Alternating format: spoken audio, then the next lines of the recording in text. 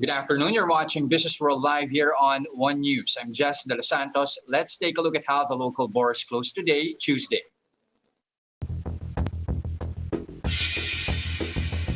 Okay, investors also in high spirits, it seems, after Hidilyn Diaz clinched the country's first gold in the Olympics. Well, shares today at least rebounded in a big way, surging 2.4%, essentially erasing that sharp 2.3% loss on Monday ahead of the president's final State of the Nation address, a PSEi capped of Tuesday at 6,522.58.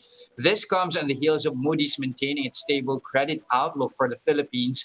The rating agency said that the country's pandemic recovery will help bolster growth while also turning things around when it comes to fiscal and debt deterioration. But Moody's still escalated prospects of a long-term economic scarring, especially with uncertainties over the 2022 polls. It expects growth to come in slower after 2022 to around 6%. Looking at our individual leaders and electors today, we have advancers edging out decliners today. Only three stocks in the red, as you can see right here. You have Globe, GT Capital, and LTG ending the day in the negative territory. But you have your port operator ICTSI doubling the PSEi's gains here, up 5.8% to take the top spot in today's trade. You also have Ayala Land, SM Prime, and BDO all gaining more than 4%. But it's the property counter which led gains among gauges that is up 3.9%. Now, one stock in the index which rose today is Phil Invest after it bared its expansion plans for office and township projects in Cebu, developments which they are considering to add to their REIT offering. Now, the developer said that Cebu offers high potential land and is available at lower investment costs, making it attractive for BPOs to relocate there. It has a 50.6 hectare property in Cebu South Road Properties and a 1.2 hectare property in Lahug, including an office building, which is part of their REIT unit. Again, looking at this chart right here, you have FLI ending the day at 1 peso and 12 centavos. That is up 0.9%. Now, talking about big gains, especially in the property space, might as well talk about Century Properties. CPG today jumped 8.4% after first half collections rose to 2.03 billion pesos, far exceeding last year's tally in the same period at 744 million pesos. Reservation sales also increased to 4.4 billion pesos from 3.2 billion pesos a year ago. The developer said construction activities for its condo projects have also returned to normal this quarter.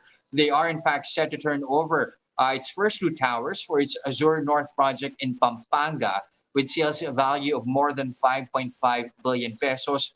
Century Properties ended Tuesday at 45 centavos a share.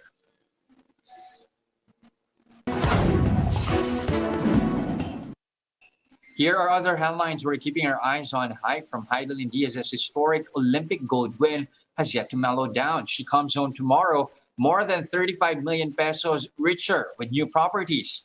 Hidilyn lifted her way to an Olympic gold medal Monday night after clearing 127 kilograms in the clean and jerk for a total of 224 kilogram lift, a new Olympic record. She edged out world number one China's Liu Jun, who settled for silver. Hidilyn's gold finish is a first for the Philippines since the country joined the quadrennial sporting event in 1924. Her total cash haul is more than 35 million pesos.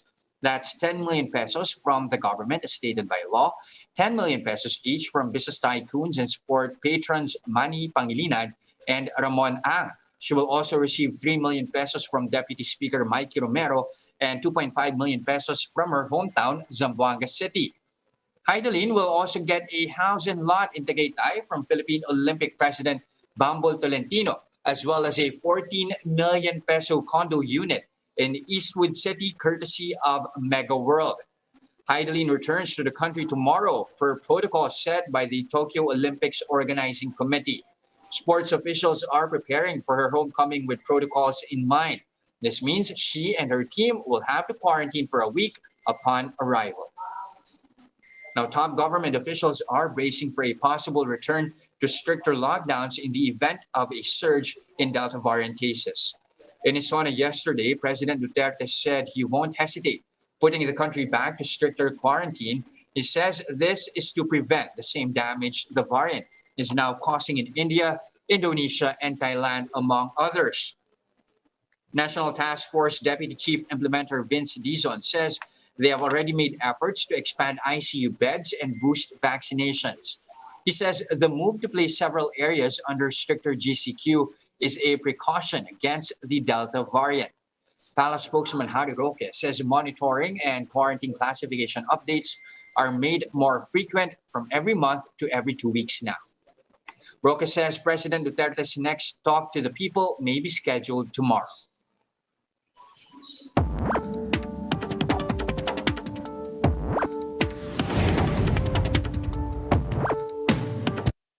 In a 2-hour and 45-minute address, some critics believe they were left wanting when it comes to President Duterte's concrete plan to lift the country out of the pandemic-induced economic fallout. Let's find out what for him are the hits and misses of the president's final SONA. We have with us Robert Herrera-Lim, Managing Director of political risk consultancy firm Teneo. Good afternoon, Sir Bob. Good afternoon. Okay, first of all, overall reaction to the president's final SONA, was it sufficient in its economic recovery plan? I think we noticed three things, right? First, it was a really long speech where there were a lot of things discussed. And, it would be expected. The president would try to highlight what he did. He would try to highlight his own, what you might call the things that made him so popular among the people who support him. And also to sort of lay the groundwork for what he thinks needs to be done. Now, the challenge always is it almost reads like a laundry list. And therefore, what we were looking for, or what I was looking for, was a clear focus on what he would try to do in the next 6 to 9 months. Because as you very well know, we're entering election season very soon by October. So there's going to be a lot of noise. And Congress practically goes on vacation very early next year, even though they might still be in session. So you have a very narrow time period. So it would have been nice if the president said, "This is what I'll do. I'll let Congress, toe the line and then do these things. 1, 2, 3." That would have been the preferred, shall we say, message that we've seen. But, he is President Duterte, so there was a lot of things said. It was a long speech. People could take from it, depending if you're a Duterte supporter, you saw a lot of things that you liked. If you're a Duterte opponent, you saw a lot of things you didn't like. So it was, to be honest, all over the place. But when it comes to COVID pandemic response, I mean, it was, I think, past 2 hours into his speech when he did mention about the government's COVID-19 response here. Was that also sufficient in form for you? No, I think what we're looking for really is a much more categorical set of statements about what the government is going to do, not just to contain the Delta variant, which everyone is now worried about, but also to lay the groundwork for how we will exit from the pandemic, what the agenda of the government is in much more specific terms. So we all want to get out of this. We all want to be able to resume lives as normal, right? But the challenge is we're looking at the possibility of a Delta variant, which we are all worried about and which has been affecting our neighboring countries very badly. We are also wanting to restore the livelihood of our people. And so to get the optimism that gets people back on their feet, that gets them back into their jobs, probably our hope was the president would have spent a little bit more time upfront focusing on these issues or on these matters. Well, when it comes to priority measures, at least, there was a brief call for the passage of priority measures. You have a Public Services Act, we have foreign investments and retail trade liberalization. Was that enough to rally Congress to actually pass these measures? And do you see these seeing the light of day with just a few months left, like what you mentioned?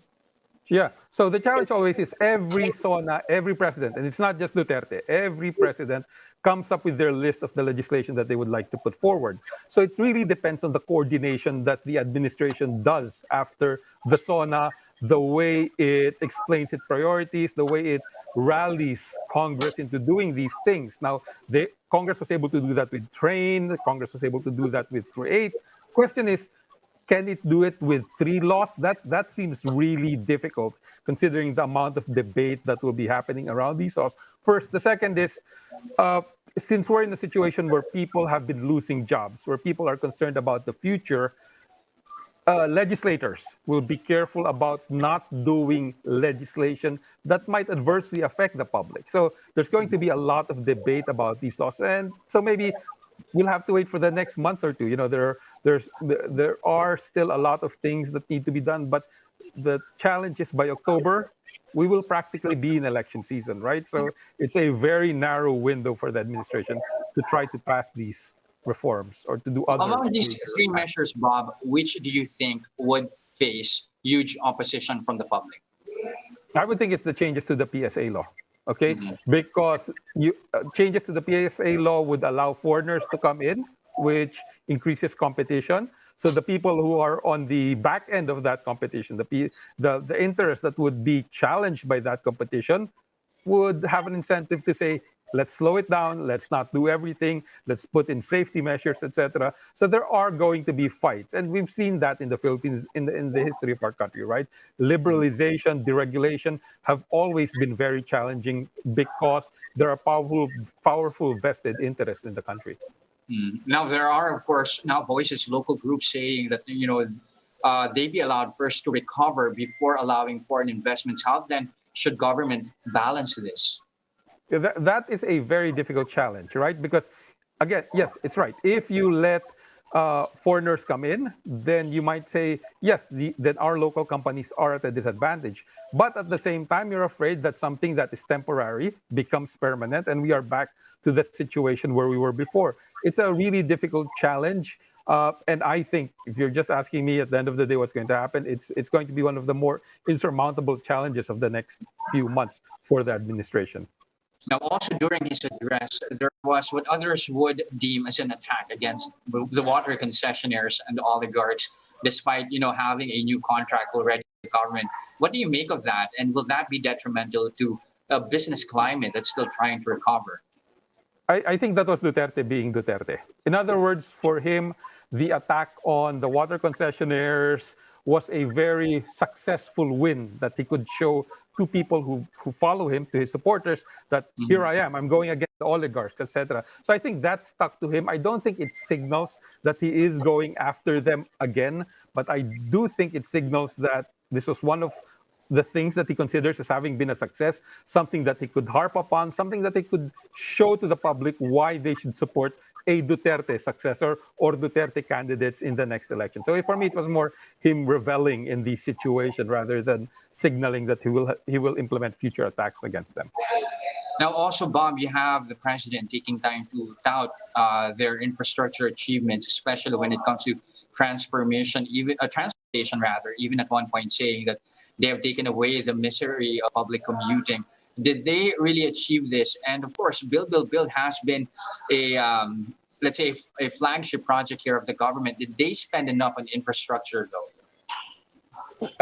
So first of all, we have the pandemic, right? So we will not be able to test these statements until economic activity returns to normal. But I take these statements with a huge grain of salt. First of all, we need real mobility and transportation in Manila, not just skyways. You need really more trains. You need more advanced transportation in the city. You need options for people. And we've addressed some of that with build, but I still think it falls short. Now, that's a problem in any country in the world. Things fall short. But we have to be realistic about what we've been able to accomplish. But, the subway, maybe the increased capacity from the different light rail systems, skyway will be enough to provide a reprieve.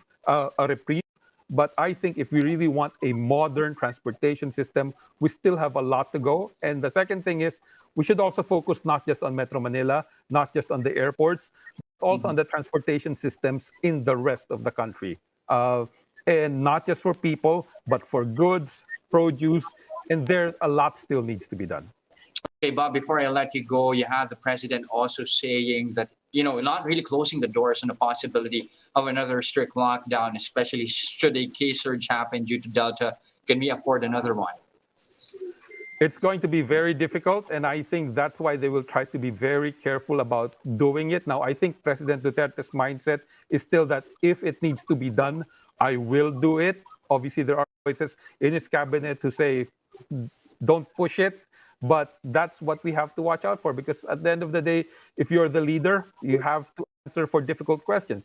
If the fatality rate rises, and I think this is the important thing, we should watch the fatality rate. We should help our hospitals be able to deal with cases more, because even if we have infections, if people get vaccinated, then as the narrative goes, vaccination helps reduce the severity. If we can help reduce the severity of cases, then maybe our healthcare system will be able to cope with the additional demands, and we don't have to lock down as strongly or as strictly as before. But push comes to shove, I think the president will do it. Okay, thank you very much for those insights. Again, we have with us Robert Herrera-Lim, Managing Director of political risk consultancy firm Teneo. Thank you, Bob. Have a good day. And those are the biggest stories this trading day, July 27, 2021. Catch Businessworld live again tomorrow at 9:30 a.m. for the market open and 3:15 p.m. for the market close. I'm Jes Delos Santos, and we are One News. Mask on, wash hands, and stay safe, Philippines.